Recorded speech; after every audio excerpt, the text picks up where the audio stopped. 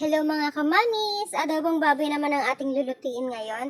Unang-una, syempre, pakukuluan natin siya sa konting tubig. Tapos lalagyan natin ng asin.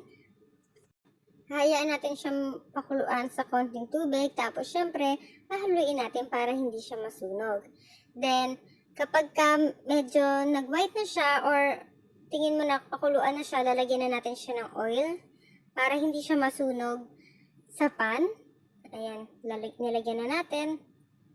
Tapos, dyan natin siya pag-light brownin.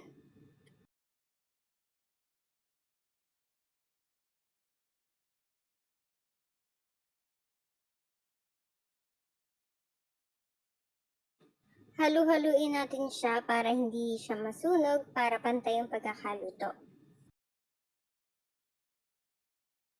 Tapos, pag napansin mo nag-light brown na siya, mag-isa na tayo ng bawang, sibuyas, at kamatis. Ayan, nilagyan na natin yung bawang. Then, sibuyas. Halu-haluin. At yung, wala pa, kamatis.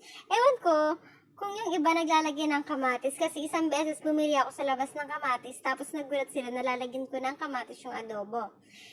Ito kasi yung ginagawa ng lola ko, ganito siya mag-adobo. Ganito mag-adobo sa side ng mama ko, kaya ganyan yung nakasanayan ko magluto.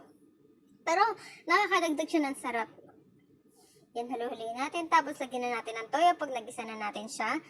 Tapos, ng tubig, 1 cup water yung nilagay ko. Kasi syempre, pakukuluan natin siya, may tendency matuyo.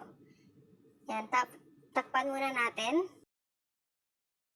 Tapos, syempre, kailangan i-check din natin siya kahit paano. Baka mamaya natuyuan na pala, nasunog lang yung niluluto natin. Then, add some water. Kapag napansin mo medyo natuyuan na siya, at matigas pa yung baboy natin. Kasi may tendency talaga siya na matuyuan siya.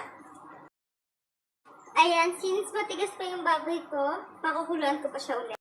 Ayan, medyo malambot na siya. Lalagyan na natin siya ng sugar. Sorry lumabaw dahil siguro sa usok na yan, nag-moist na. Ayan, check na natin siya kung malambot na. Then kapag malambot na, lagyan na natin ng vinegar. Tapos pakuluan natin. 5 minutes in a low medium heat.